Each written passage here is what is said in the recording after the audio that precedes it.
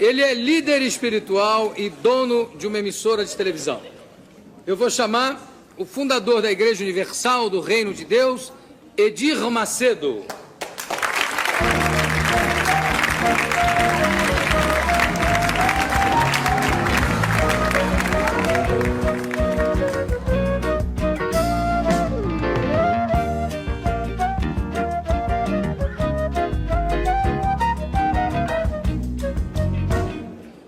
Edir, antes de mais nada, qual é a tua origem religiosa? Católico. Você era católico, apostólico, romano? Católico, apostólico, romano. E quando é que te bateu assim de criar uma igreja própria? Bem, essa transformação não aconteceu da noite para o dia. Eu fui católico e um dia, como todo cidadão, todo ser humano que passa pelo poço, que chega no poço, no fundo do poço, eu precisei de uma ajuda. E eu fui na igreja católica e, entrando lá, eu vi aquele senhor morto, naquela pedra de mármore, Carrara, e umas velas e tal. E eu vi ali uma situação bem interessante, porque ele estava ali morto e eu não sabia se eu chorava, se eu pedia para ele, se pedia para mim. Então eu vi que a minha fé estava sendo canalizada errada, erroneamente. Então eu abandonei a Igreja Católica pelo fato de que não atendia às minhas necessidades exatamente na hora que eu precisava. Então parti para o Espiritismo, que é o normal. Mas você, quando sentiu necessidade da Igreja Católica, você chegou a falar... Deixa eu puxar mesmo um pouquinho para cá. Você chegou a falar com algum padre, chegou a ir a um confessionário, a ir ter uma conversa com algum... Não, eu sempre pensei, Jô, que a gente tem que falar com Deus. E se Deus está em todo lugar, a gente não precisa de ninguém para falar com Ele. Eu fui na igreja porque o ambiente era um ambiente propício para se falar com Deus. Então eu fui lá pedir ajuda. E encontrei, me deparei com uma necessidade maior do que a minha, que é aquela do senhor que estava ali morto. Então eu desisti. Foi para o Espiritismo. É. Foi e aí? Bem, no Espiritismo passei alguma temporada, também não resolveu a minha situação, a minha necessidade. Mas isso como leigo, não como... Como leigo, absolutamente como leigo. Foi então que, uma ocasião, eu tenho uma irmã que sofria de bronquite asmática, e ela passava noites em claro, chorando e gemendo e quase não podendo respirar. Sabe aquele gato, aquele negócio que fica miando e tal? Ela ficava a noite toda. Um dia ela ligou o rádio de manhã cedo e tinha um pastor que estava falando de Deus e ele falou: olha, você coloca a mão sobre o rádio que eu vou fazer oração. E ela colocou e deu resultado. Então, a partir daí, a família toda ingressou na igreja desse pastor e começou, então, a nossa mudança. E qual era a origem dessa igreja, desse pastor? É a origem evangélica. Como é que se chamava? É a Igreja de Nova Vida. Igreja de Nova Vida. Que é considerada uma igreja protestante, não? É protestante. Chamada de protestante. A sua igreja também é chamada de... É, mesma coisa. Bom, aí depois que vocês ingressaram na Igreja da Vida, aí quando é que bateu, assim, a iluminação de você sair e fundar a sua própria igreja? Eu nunca pensei em fundar uma igreja. Eu jamais pensei isso. Eu sempre pensei em levar as pessoas uma experiência própria, minha, com Deus. Porque eu tive realmente um encontro com Ele, então eu queria levar essa experiência para as pessoas. E eu fui levando as pessoas, que eu fui comunicando. E 13 anos depois de ter me convertido, surgiram pessoas que começaram a se interessar pelo trabalho e começaram a ajudar, a auxiliar. Então aquilo foi naturalmente, foi uma coisa...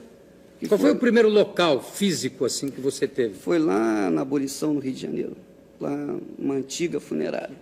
Uma antiga funerária? Quer dizer que eu estava ali Está no meio. No meio do caminho, né? Mais ou menos.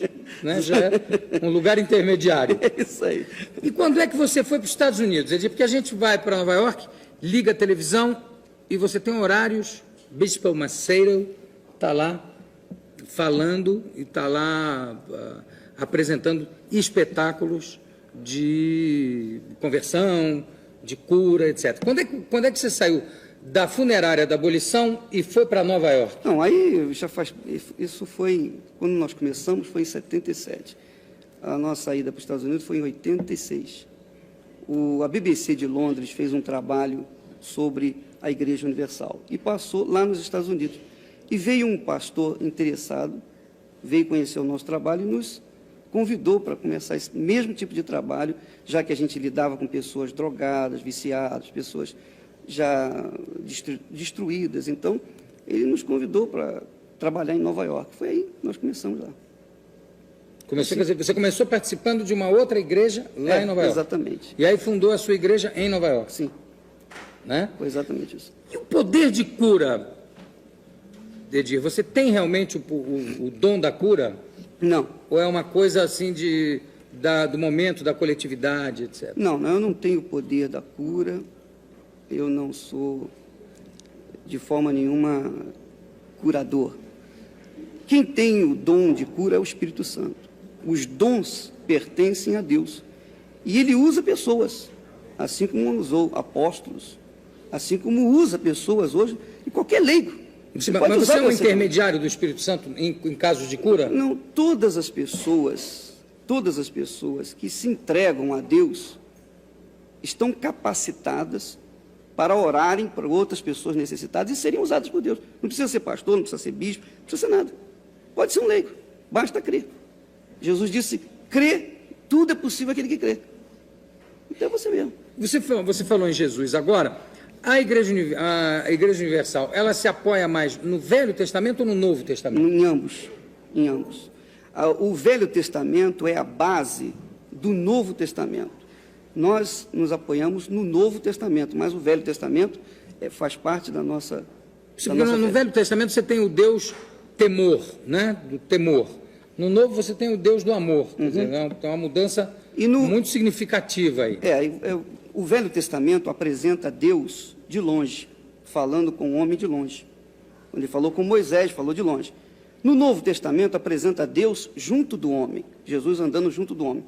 E agora, depois da morte e ressurreição de Jesus, Deus apresenta dentro da gente. Então, ele está já dentro da gente. Então, houve uma aproximação. O Velho Testamento houve uma escada, né? Uma escada. Até que Deus vem dentro da gente, vem dentro de cada um que crê nele.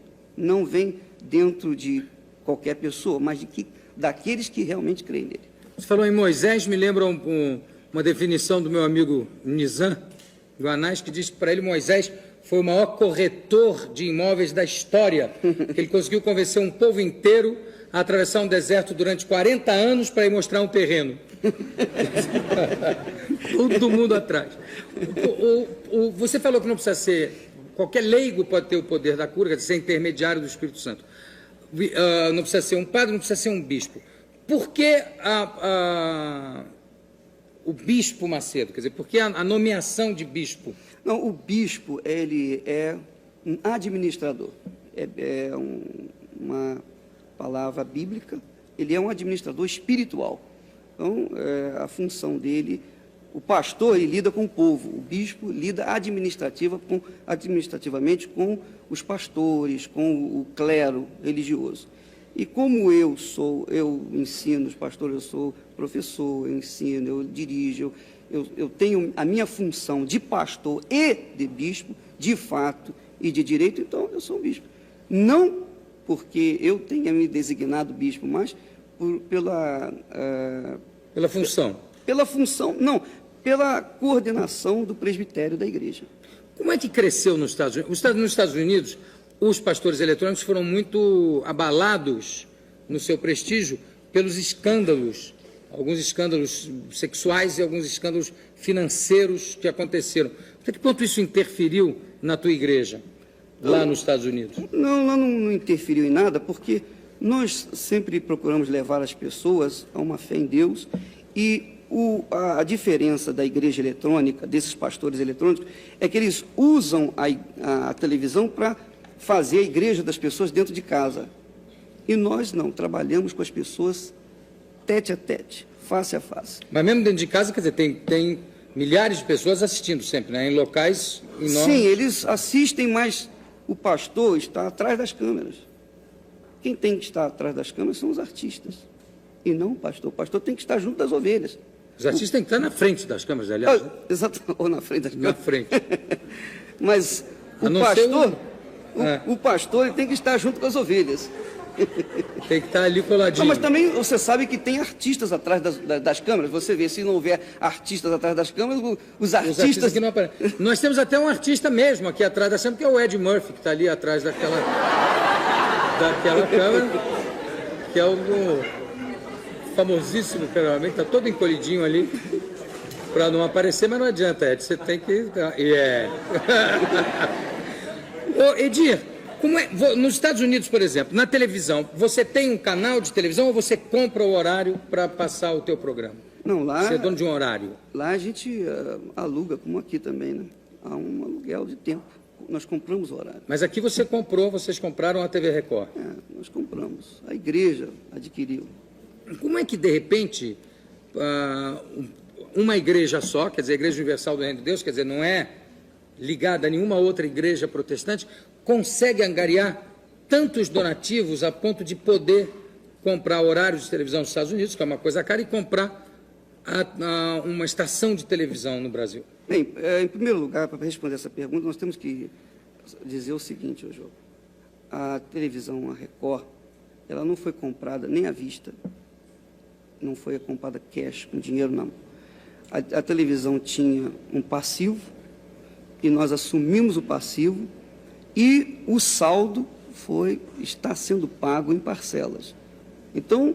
Não, mas mesmo assim, por exemplo, se eu quisesse ter comprado a Record na época, não ia dar. Mesmo assim, assumo o passivo, vou assumir esse passivo aqui. Pronto. O resto divide.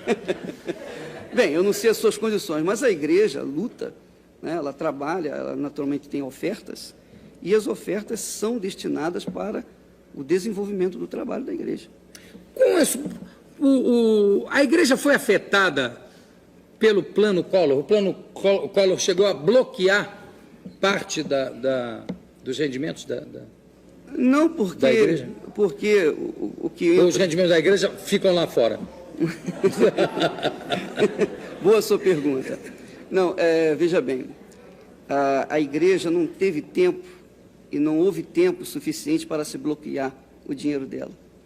Porque entra e sai. Há um reinvestimento no trabalho da igreja, entende? Não houve esse tipo de problema, não. Quer dizer, esse dinheiro é um capital de giro que está sempre... Está sempre funcionando. Circulando. Circulando.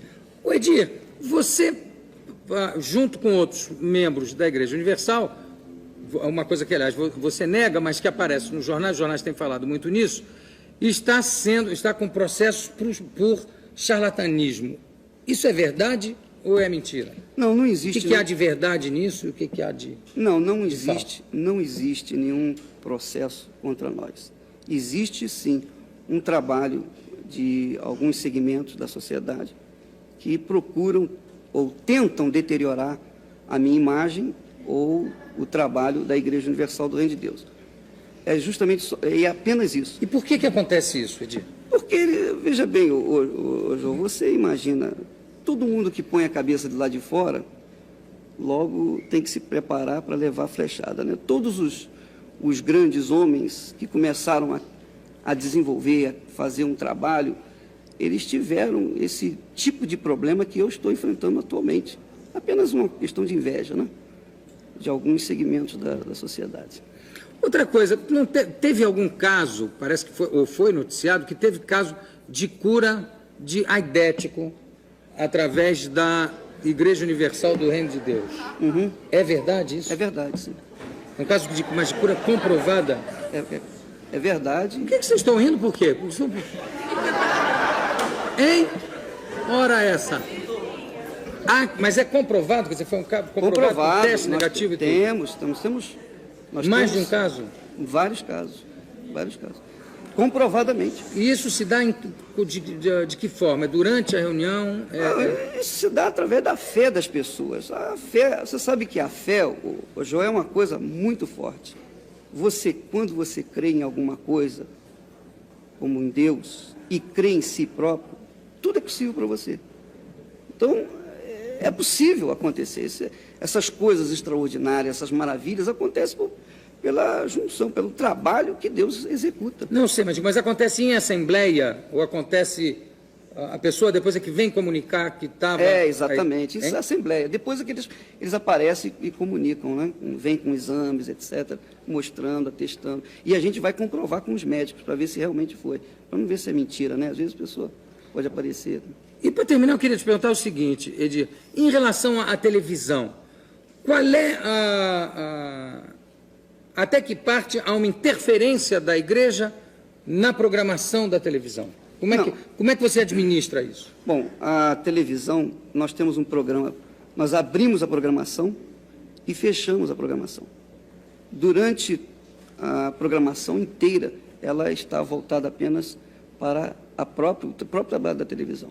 Então, a igreja não tem ingerência nenhuma nesse aspecto, na produção, absolutamente. E vocês pretendem se expandir, ou quer dizer, comprar outras, transformar a Record numa rede maior?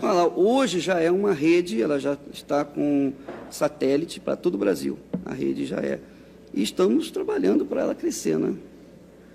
Tá bom. Bispo Edir Macedo, muito obrigado pela sua presença. Daqui a pouco a gente volta.